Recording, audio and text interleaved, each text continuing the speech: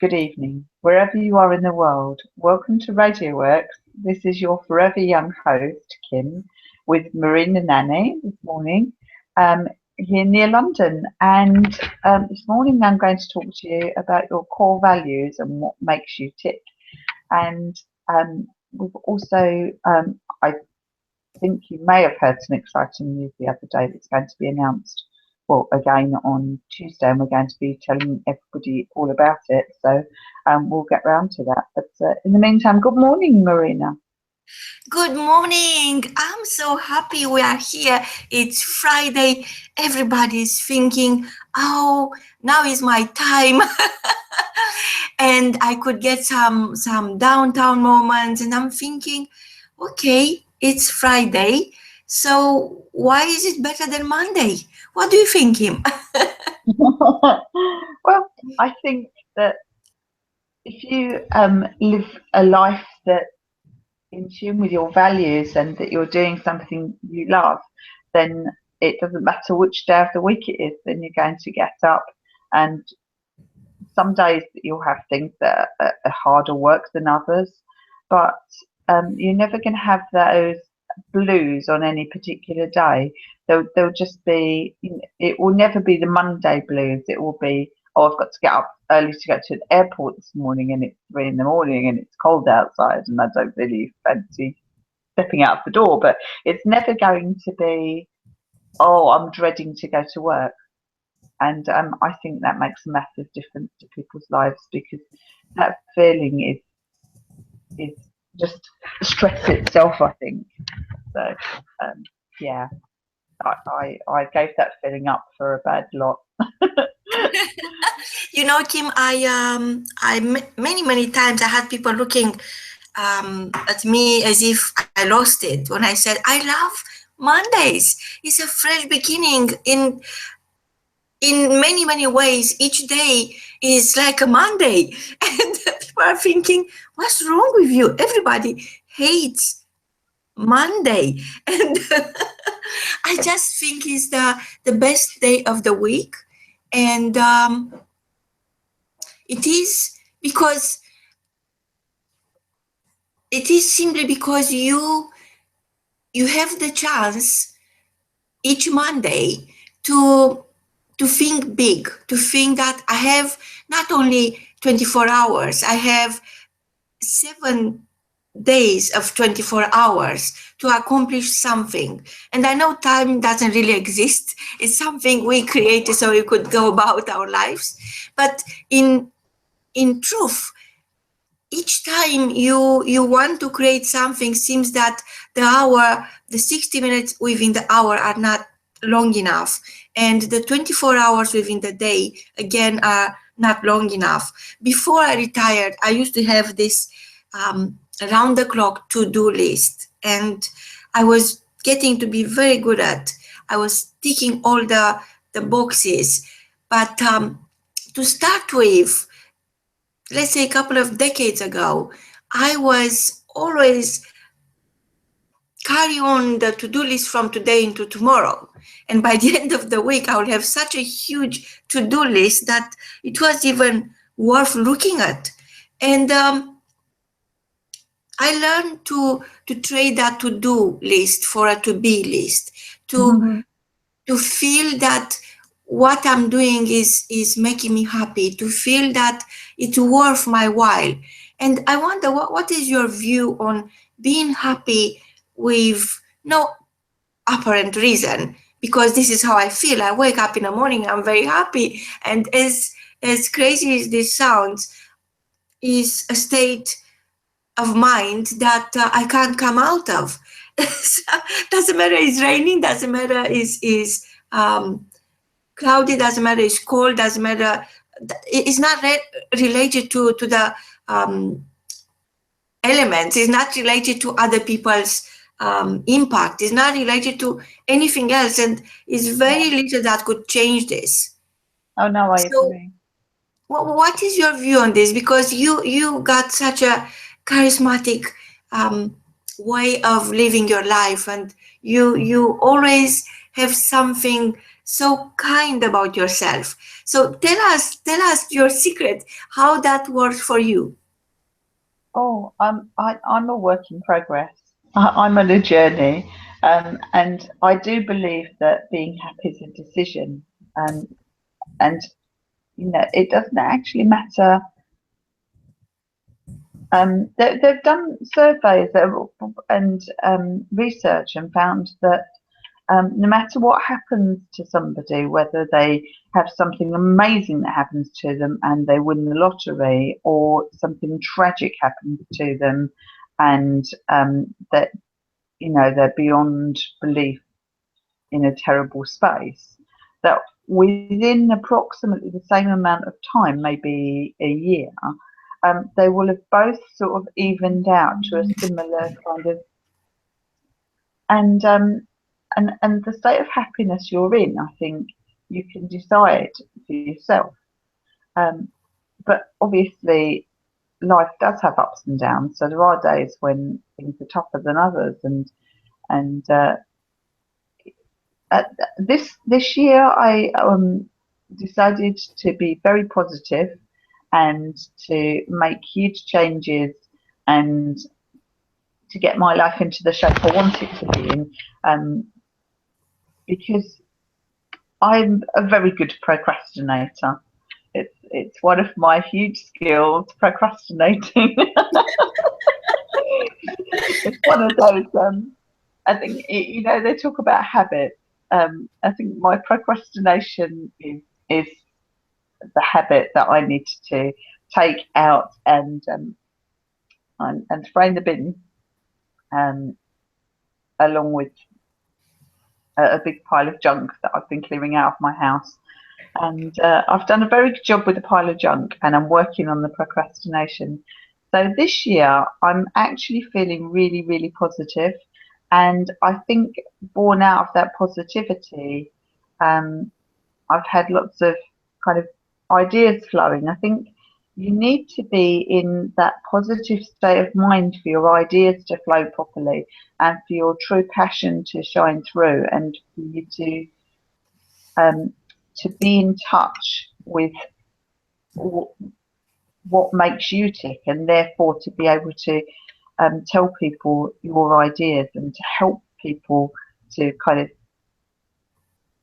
of help people with their vision and your vision, so that you're all moving in one direction. And I think that makes a big difference. So this year, I do feel massively positive, more positive than I felt in a long time. I'm quite excited, actually. I feel it bubbling up inside of me.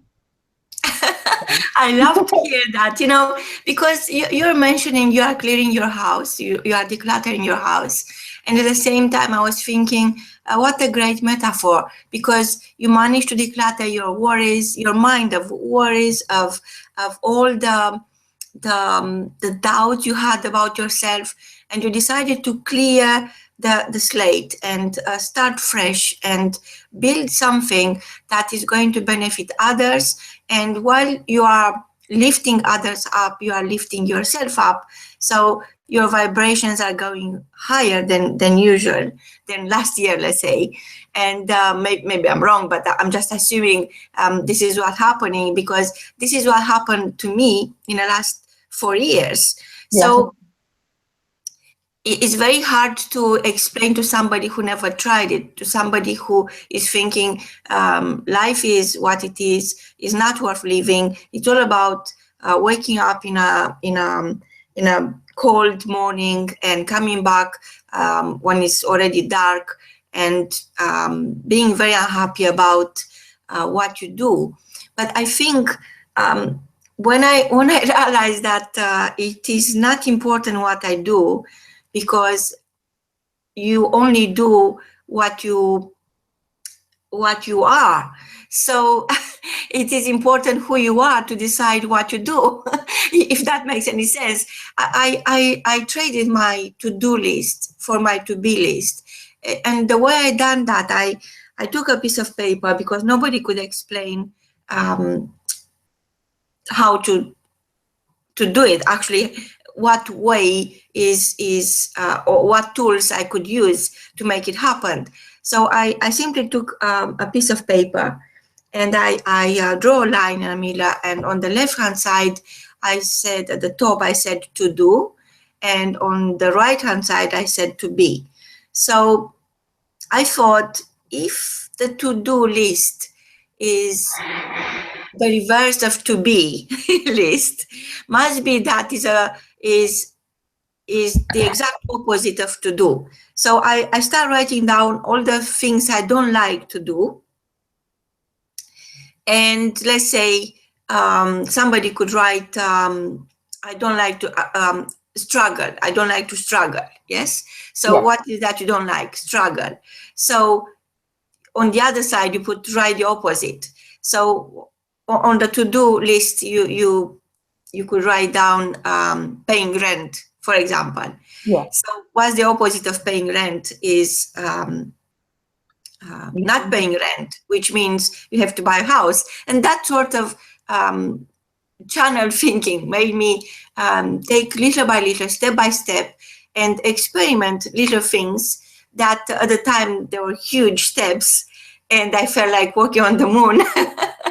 But then by practicing, I become very comfortable in creating each day my to-do list. So for example, instead of having a list of chores, I will have a list of events, or I will meet great people, or I will make me feel happy inside, like writing or speaking, or going somewhere where are people like myself with the same values, with the same aspirations. Because it's very, very difficult when you do it on yourself. And you remember we are getting these masterminds together.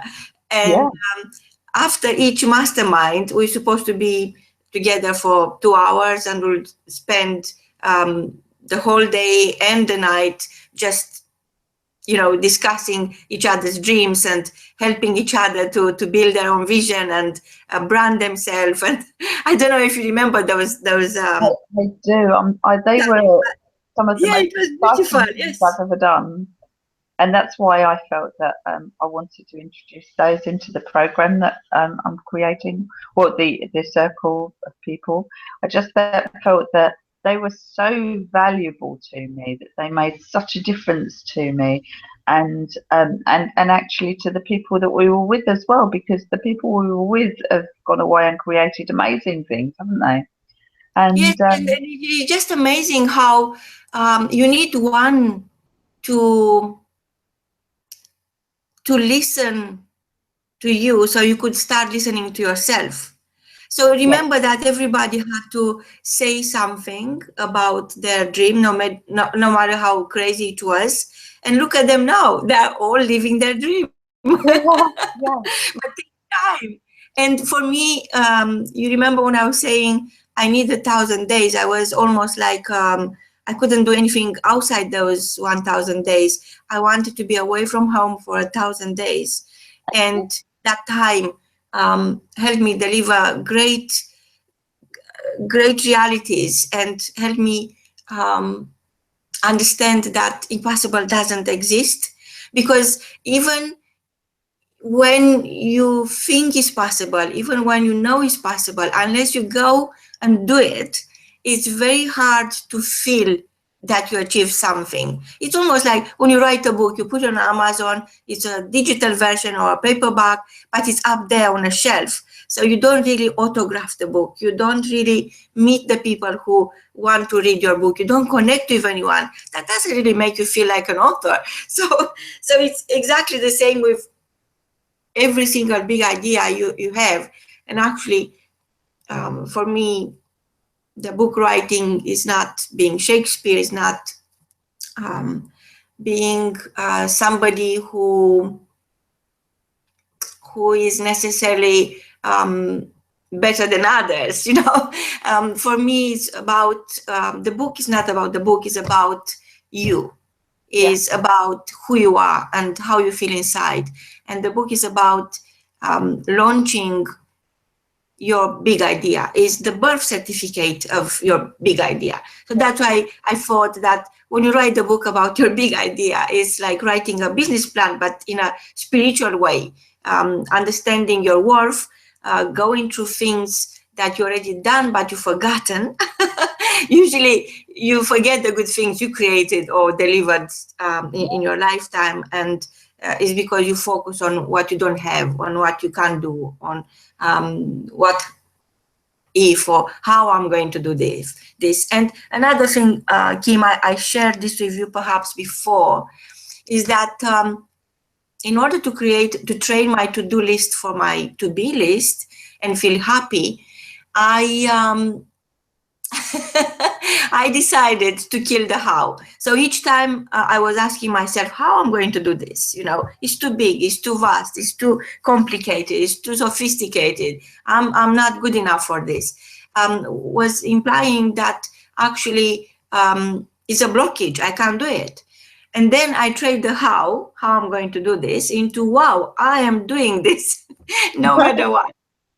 Yeah. So that those two, the trading, those two things, those two tools work for me day in, day out. Creating the to-do list as a to-be list. So it's the same thing because you have to plan ahead. You have to turn your dream into a vision in order to accomplish into real life what you have in your mind. And secondly, I kill the how, and I trade it for the wow, I am doing this. So I don't know, how is happiness in your own world a tool or a reality that nobody can take away from you?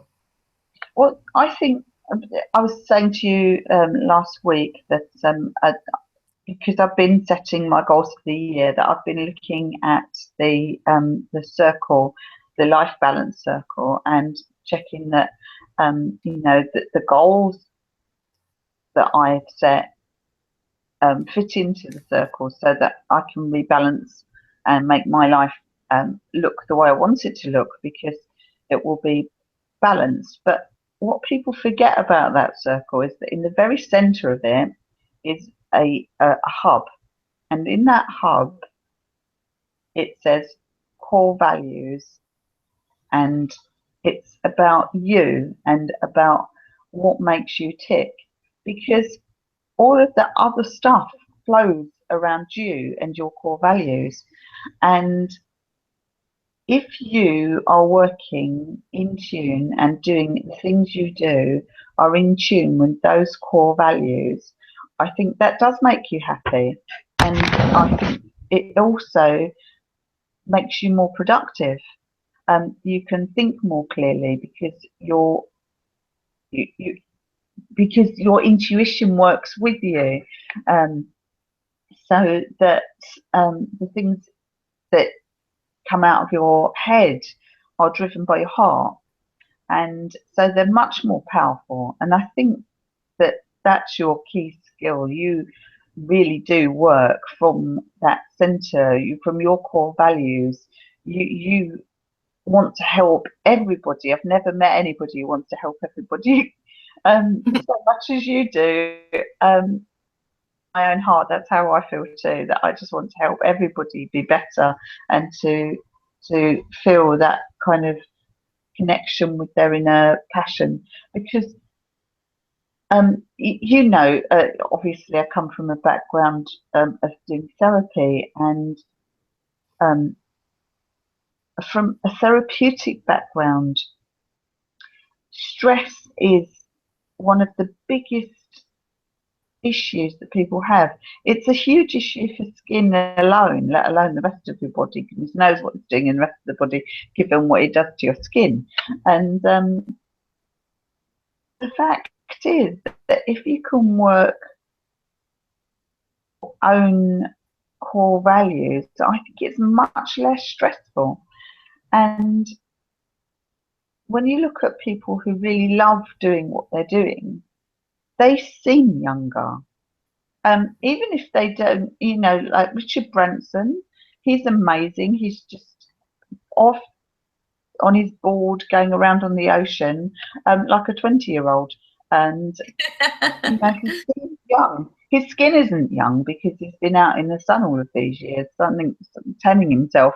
And so his skin isn't particularly in great shape. You know, it's when you look at his face, you don't think, oh, there's a very, very young 20-year-old man. But when you look at what he does, he feels like a 20-year-old man.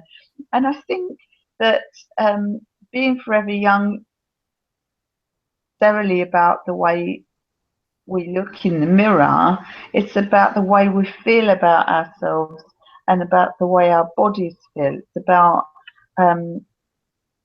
having that young touch, if you like, about living your life passionately, because that is youthful. That's what children do.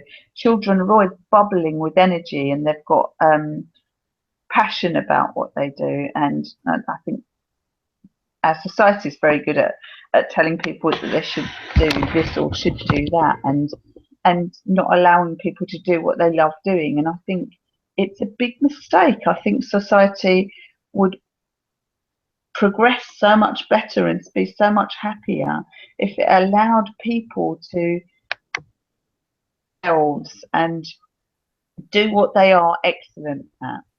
And if you're working with your core values, you will do what you're excellent at. That's my view.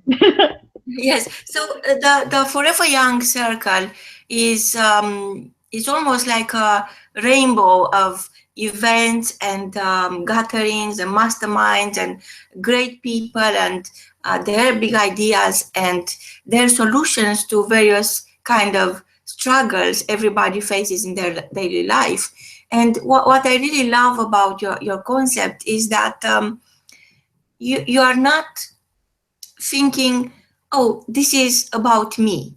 This is about me and I have to do it because it's going to help me. Is the right opposite, actually. You are creating and delivering those events simply because this is not about you. This is the best version of yourself you could offer to the world. And you are offering that to the world knowing there is a need for it, knowing that it is going to change so many people's attitudes, and is going to help them reduce stress, and is going to make them feel happy with no reason. And this is what I love about Bridge, the Forever Young show host, because you are always ready to give some more, and you are only ready to give some more because you own it. You put your name on it, and this is what you can give. This is your portion of magic. It's as if like you are giving a little bottle with a magic frequency, if you want. So everybody feels happy inside, everybody feels better. And that doesn't take that much really to feel better about who you are. It's just you have to know who you are. And knowing who you are proved to be, at least for me, in my own experience, the toughest journey. There were times when I had no idea what I'm doing next. I had no idea where I'm going. I had no idea whom to ask for help. And I realized that I'm not the only one. I realized that perhaps are over 7 billion people with the same challenge. So I start asking myself, instead of where I'm coming from, like people used to ask me, where are you from? I start thinking, well, it's all about asking the right questions and asking yourself the right questions. And when you learn to ask the right questions about yourself, then you learn to ask the right questions other people. So instead of asking somebody, where are you from, because of your accent or because of whatever, the way you dress or the kind of food you like, you could ask, where are you going? And that will open up a whole connection with that person, simply because finally somebody is ready to listen to their dream, finally is ready to listen to what they cannot share even with themselves. So I think the Forever Young Circle is the hub of greatness, where people could listen to each other and they feel they're never alone again. I think that's a wonderful way of putting it, Marina. I said to you when I messaged you to say I've got a big I think it's a big idea, but I'm sure you will take it and make it huge. And you always do. I think your image of the rainbow is amazing, and actually you did take it and make it so much more huge. I said we'd have, you know, events and masterminding, and then you said, oh, we'll do that big event in the summer that we talked about years ago and never did. Yes, And so that's basically, exciting. because it's such a big need, it's such a big demand for your solution, Kim. I'm thinking, why be selfish and offer it to 10 people? Just be generous and offer it to everyone who wants to join and have an amazing day of British summer. We are hiring a park. We are going to confirm all the details soon. And everybody could come and connect and be themselves and bring their families, bring their friends, bring their books, bring their dreams, bring their dogs, bring everyone they care and connect with each other. Because usually we go to a venue and there is a room, we have 100, 200 people, and feels, because of the love and the energy, feels that there is no roof anymore. And then I'm thinking, actually it was your idea, and this is what I loved. I said, blimey, this is amazing. This is a room without a roof. So this is what we have to create and deliver, that experience where people walk in not knowing what to expect and then go home with something that nobody can take away from them. They go home so much richer, understanding their true worth. Maybe than one day to understand your true worth, but surely when they look at me, when they look at you, when they look at the people who achieved or become their purpose, they could think, well, if they can do it, I can do it. And it's all about being inspired, because inspiration is in short supply. And yes, you can be motivated, but it's like almost like showering with motivation, because you have to, it's running out very, very soon. So you have to find another place where you get motivated by other people. So it's better to have a community like you created, where people come, they feel at home, and it's not only they feel at home, they make it home. Everybody brings something at the table.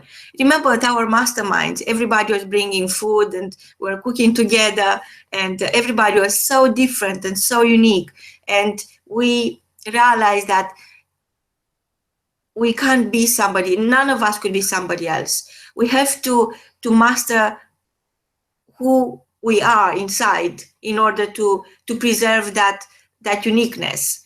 And somehow in the society, in the modern society, there is a tendency to become somebody you are expected to be, which actually kills the mojo, kills the whole idea of being you. And there is an art of being you, and that art is more of a science. And this is exactly what the Forever Young Circle does, is helping you being you and being unapologetic about being you.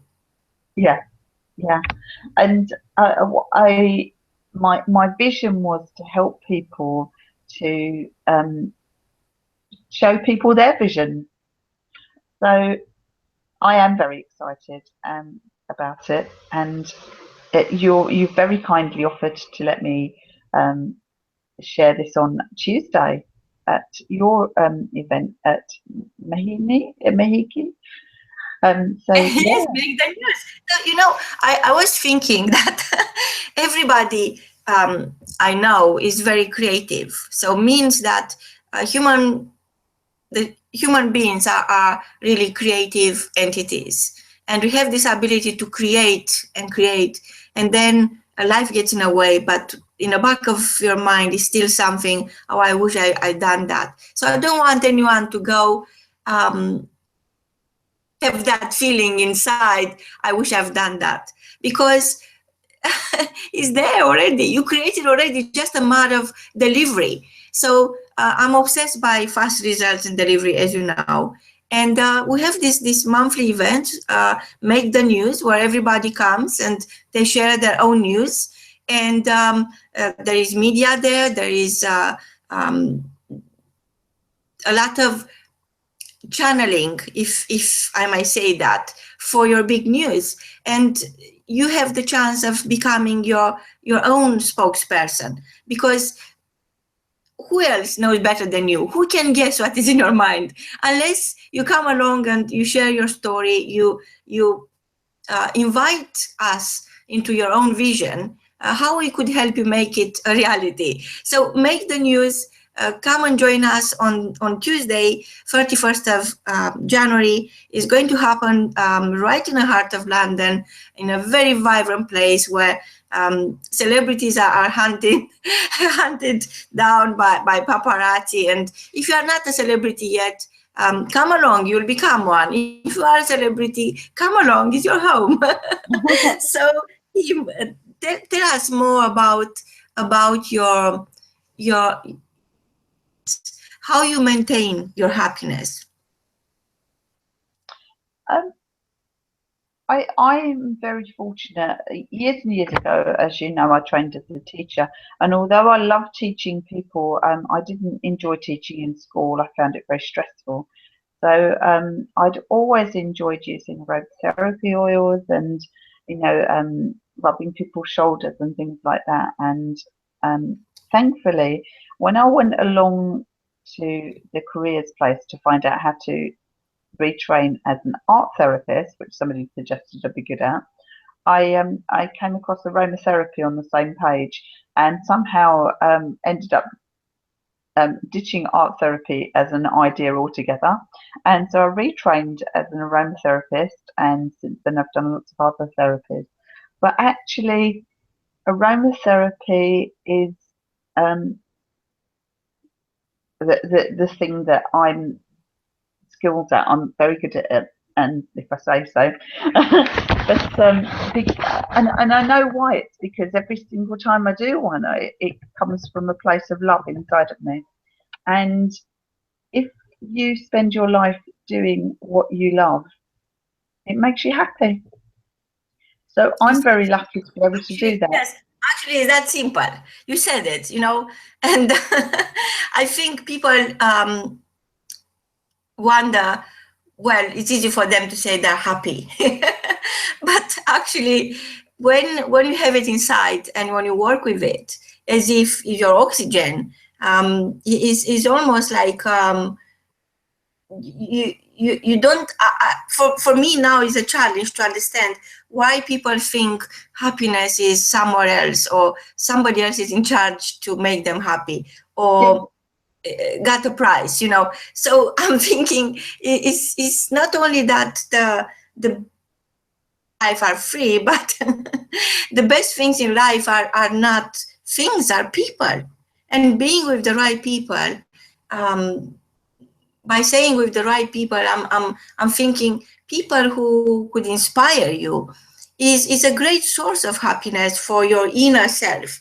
You feel that you are not alone. You feel that it is possible. You look at other people thinking, oh my gosh, they done it. I can do it too. What is holding me back is just my own limiting beliefs, is my own, as you said before. So it's just a matter of changing those habits and start looking at the world with a fresh pair of eyes. And when you look at the world as if the world is waiting on you, it's very different than when you look at yourself and think that the world doesn't want you. Yes, it is. I think my brother-in-law, when I very first met him, he was seeing my sister. They met in a big department store. They were working there, and they were both. He'd just finished his degree. My sister was going and working there and having just finished a course and things. And so they were both just working on, as very young people, doing kind of very basic jobs. And my sister ended up leaving there, but he stayed for a while and he ended up becoming a manager. But actually, the department store he was working for, the values of it were not his values. And so he was never happy there. And after a few years of being married, he and my sister got a good job. And an opportunity came up for him to work in a charity, for a very good charity that helps build houses for people. And he knew that in giving up his job, which he was manager in by this time and quite well paid, he was going to be working part-time instead of full-time, and he would take a massive drop in wages to do this. But actually it matched his values. So having discussed it with my sister, they decided that instead of my sister working part-time, she would go and work full-time. Even though she wasn't earning as much as he was, he would do the part-time job, and that they'd get by for a while. And what actually happened is that over the years, now the children went to school full-time, so he was able to take more hours on. And now he runs that charity. He's the head of it in this country.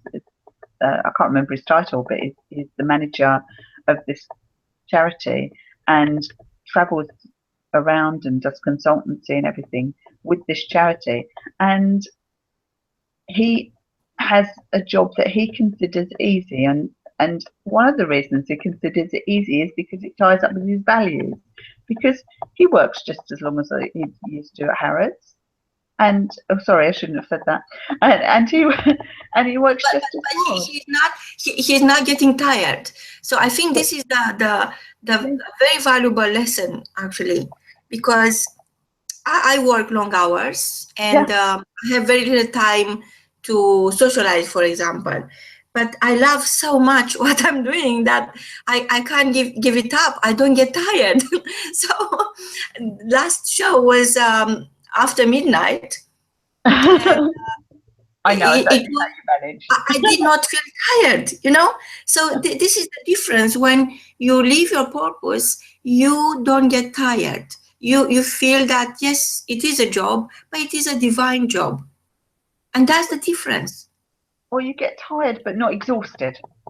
Yes. You're physically tired and you need to go to bed, but you don't feel that kind of drained feeling that I think is the feeling that they've just got over that drained feeling and they've got to get up and go to a job they hate on a Monday morning. And I think that's why people don't like Mondays, because they know they're just building up exhaustion.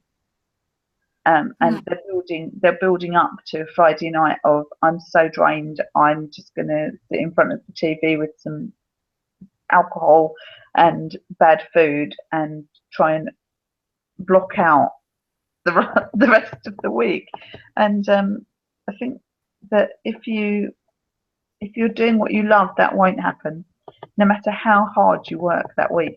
And I saw you when you were doing your BAFTA event, your last BAFTA event. I arrived and things weren't they were going a little bit awry. I don't know, I didn't want to kind of press you and say, but I could tell that you had 15 different things to do at the same time, and I know how hard you worked to create that event because you're working on your own on it. And yet you were loving what you did. So you never felt, I'm sure you were physically exhausted. But yes, that's true. Yes, that's true. Yeah. But it again, Kim, is living your purpose, is becoming your passion. And when you make a commitment to yourself to take responsibility of your own gift, to offer it to the world, wrap it up and with a thank you card, is a different reality you live in. And of course, the hours, the challenges that go behind the scenes are not even relevant. They're not even something I feel the need to talk about because they don't matter. And this is what I feel the Forever Young Circle does, is helping you understand that complaining is not helping you. And actually, you could be so passionate about who you are and what you are delivering into the world that complaints and long faces, they don't really have room anymore. And Kim, I can't wait for our British summer celebrations with Forever Young Circle, because it's going to be a massive event. There will be people coming from all sorts of countries, people who really want to get to know London better and understand the greatness of this country, of this culture we are in, and we take our inspiration from, because it is contagious. Greatness is contagious, like success, like everything that you focus on. And I want to ask you, we don't have very much left because we have to start another show straight away. What is the key message when it comes to being happy with no reason? I think the key message is that you need to go away and ask yourself the questions that Marina asked, that she was talking about earlier. What do I hate doing? And what makes me feel stressed? And what's the opposite of that? What would make me happy? What would make me feel that I'm giving people my best? What would make me feel that I'm at my best? And this will give us clues to what our core values are. And then from your core values, you can work outwards and decide what you want to be and what you want to show the world you are. You decide what your best you is and do your best to be it. And the reason I am creating the circle is to have experts in their fields. They're available for you to go to if you're not sure how to do whatever that bit of your life is that you want to improve, but also so that you can share what you're great at. So it's a win-win for everybody. You have people working with you on what you're not so good at, and you're helping other people to be great at what you're great at. So that was my vision, and that will make me ecstatically happy to see that wheel turning, and amazing people being able to do more and give more and receive more. Wow, such a beautiful thought and such a kind invitation from Kim, the Forever Young show host, who is launching the Forever Young Circle. And you, my dear friend, you are invited. Until next time, from both of us, stay forever young and make the news. Goodbye. Stay forever young. Goodbye.